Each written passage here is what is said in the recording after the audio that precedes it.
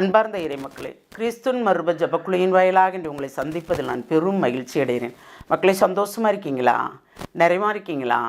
மகிழ்ச்சியாக இருக்கீங்களா? மன அமைதியாக இருக்கீங்களா?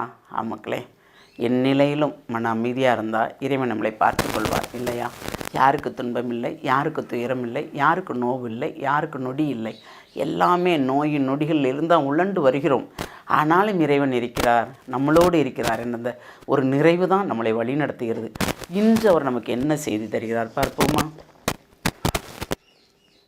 இறைவாக்கினர் எசையா எழுதிய நூல் அதிகாரம் 41 இறை வார்த்தை 12 15 முடிய. உன்னை எதிர்த்து போராடியரை நீ தேடுவாய், ஆனால் அவர்களை கண்டுபிடிக்க மாட்டாய். உன்னை எதிர்த்து போரிட்டோர் ஒளிந்து போவர், ஏனெனில் நானே உன் கடவுளாகி ஆண்டவர். உன் வழக்கையை பற்றி பிடித்து அஞ்சாதே, உனக்கு துணையாக இருப்பேன் என்று உன்னிடம் சொல்பவரும் நானே. யாக்கோப் என்னும் புழுவே, இஸ்ராயல் என்னும் பொடி பூச்சை, அஞ்சாதிரு, நான் உனக்கு துணையாக இருப்பேன் என்கிறார் ஆண்டவர், இஸ்ராயலின் தூயவரே உன் மீட்பர். இதோ நான் உன்னை புதிய கூர்மையான போரடிக்கும் கருவியாக்குவேன். நீ மலைகளை போரடித்து நொறுக்குவாய், குன்றுகளை தவிடுபடுவாக்குவாய்.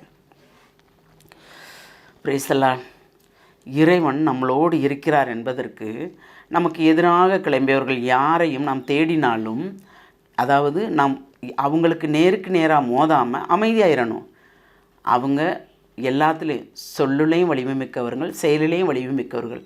நாம் ஒன்றுமில்லாதவர்கள் இல்லையா? அப்படிங்கும்போது நாம் இறைவன் மட்டும்தான் நம்மளோட இருக்கிறார் என்று நாம் அமைதியாக இருந்தால், அவர் நமக்காக வழக்காடும் போது நாம் அவர்களை தேடி பார்த்தால் அவர்கள் இருக்க மாட்டார்களாம். ஒவ்வொரு நொடிப்பொழுதும் அவர்களை கண்டுபிடிக்க மாட்டாய், நீ எங்கே இருக்கிறார் என்று உனக்கு தெரியாது அப்படிங்கிறார். அப்போ நமக்காக வழக்காடுகிற கடவுள் அவர் இருக்கும்போது நாம் ஏன் பிறருக்கு எதிராக செயல்பட வேண்டும்? அவர்கள் என்ன பேசினாலும் அவர்களை பேசுவதற்கு இறைசித்தம் இருந்தால் நான் கேட்டுத்தான் ஆக வேண்டும் என்று நாம் அதை நினைத்து கொண்டால் எல்லாவற்றுக்கும் இறைவன் பார்த்து கொள்வாரே இல்லையா?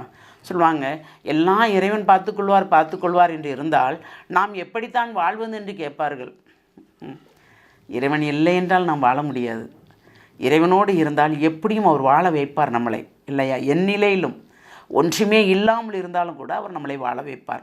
அந்த நம்பிக்கையும் உறுதி தான் நமக்கு வேண்டும். ஏனென்றால் நாம் ஒரு புழுவுக்கு சமம், ஒரு பூச்சிக்கு சமம் என்பதை அவர் அறிவார். ஆனாலும் இந்த புழு பூச்சி அவர் தெரிந்து கொண்டாரே, அதற்கு என்ன செய்ய? நன்றி கூறணும் அல்லவா? எங்களையும் ஒரு மனிதராக நீர் நினைத்தீரே ஆண்டவரே, எங்களையும் தெரிந்து கொண்டேனே ஆண்டவரே என்று நாம் பெருமைப்பட வேண்டும். யாருக்கு கிடைத்தது இந்த வரம்? யாருக்கு கொடுத்தார் அவர்? இல்லையா? அவர் தெரிந்து கொண்டவர்களுக்கு கொடுத்தார். அப்போ நீங்களும் நானும் அவர் தெரிந்து கொண்ட மக்கள் இல்லையா? அப்போ தெரிந்து கொண்ட மக்கள் என்ன துன்பங்கள் வந்தாலும், துயரங்கள் வந்தாலும், வேதனைகள் வந்தாலும் அவரோடு ஒன்றித்திருக்கும் போது தான் நமக்கு நிறைவானது. அது என்ன சொல்கிறார் பாருங்க, இதோ நான் உன்னை புதிய கூர்மையான போரடிக்கும் கருவியாக்குவேன். நீ மலைகளை போரடித்து நொறுக்குவாய், குன்றுகளை தவிடுபொடியாக்குவாய். எப்படி நமக்கு எதிராக வரும் எல்லா தீமைகளையும் அடித்து நொறுக்கும்படி நம்மளை ஒரு நல்ல கைக்கருவியாக அவர் வைத்திருக்கிறார். மலையை தேடி போய் உடைக்கன்னா சொல்கிறாரு? இல்லைங்க. நமக்கு எதிராக வர்ற தீமைகள் அனைத்தும் எப்படி நம்முடைய ஜபங்களும் நம்முடைய தபங்களும் இறைவனோடு ஒன்றி திருப்புதலும் சேர்ந்து நமக்கு எதிராக என்ன வந்தாலும் நொறுக்கப்படும் என்று சொல்லுகிறார். அப்போ நாம் அவர் கையில் இருக்கிற ஒரு புதிய கருவி இல்லையா? போரடிக்கும் கருவி, கூர்மையான கருவி. அந்த கூர்மையான கருவிக்கு என்ன வேண்டும்? ஜபங்கள் வேண்டும், தபங்கள் வேண்டும். இறை சித்தத்தின்படி நாம் வாழ வேண்டும். என்னோடு இறைவன் இருக்கிறார் என்று சொன்னால் மட்டும் போதாது, அவர் சித்தம் என்ன என்று நாம் தெரிந்து கொள்ள வேண்டும். அப்படி தெரிந்து கொள்ளும் போது தான் நமக்கு ஒரு நிறைவான ஆசீர் கிடைக்கிறது. அந்த ஆசீர் தான் நம்மளை இப்பொழுது வாழ வைக்கிறது. நம்முடைய வாழ்க்கை பிறருக்கு ஒரு உதாரணமாக அமைகிறது. நாம் வாழ்வது மட்டுமல்ல, பிறரையும் நாம் வாழ வைக்க வேண்டும் என்று இறைவன் விரும்புகிறார்.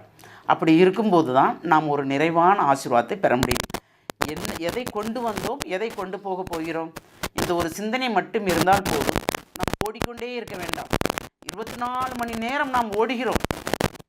அதில் ஒரு 10 நிமிஷம் இறைவனுக்கு ஒதுக்க நமக்கு நேரம் இல்லை. அந்த நேரம் நமக்கு டயர்ட் ஆயிடுது. எங்கடா போய் படுப்போங்கிற மாதிரி இருக்குது. அப்படி தானே? 24 மணி நேரம் ஓட முடிஞ்சிச்சில்ல, எல்லா வேலையும் செய்ய முடிஞ்சிச்சில்ல. அப்போ அந்த 10 நிமிஷம் அதோட சேர்த்துக்கிற வேண்டியதானே? அவருக்கு அந்த 10 நிமிஷம் கொடுத்தா போதுமே. இந்த 10 நிமிஷம் பல மணி நேரத்துக்கு உண்டான பலன் கிடைக்குமா இல்லையா? சிந்திப்போமா? எல்லாம் வல்ல இறைவா, நீரின்றி நாங்கள் இல்லை என்றால் அந்த ஒரு நினைவு மட்டும் எங்களோடு இருந்தால் போதும். அதை கொண்டே நாங்கள் நிறைவாக வாழ்வோம் ஆண்டவரே. இந்த நாளை நீங்கள் தந்ததுக்கு நன்றி ஆண்டவரே. இந்த நாளை நிறைவாக நீங்கள் ஆசீர்வதித்ததுக்கு நன்றி ஆண்டவரே. ஒவ்வொரு நொடி பொழுதும் எங்களை நீர் கண்ணுக்கு வைத்து பாதுகாக்கிறீர். ஆமாம் ஆண்டவரே, அதற்கு கொடான கொடி நன்றி கூறுறோம். எல்லாம் வல்லவரே, உம்முடைய கிருபையும் உம்முடைய ஆசீர்வாதமும் எங்களோடு தங்கி இருப்பதால் எப்பொழுதும் நாங்கள் உம்மை சார்ந்து மட்டுமே இருக்க வேண்டும் என்று நம்புகிறோம், விசுவசிக்கிறோம். இந்த நம்பிக்கையை பெரிதாக்கி எங்களை முழுவதுமாக உம்முடைய இரக்கத்துக்குள் ஒப்புக் கொடுக்கிறோம். ஜெபம் கேட்கும் நல்ல பிதாவே. ஆமேன், ஆமேன், ஆமேன்.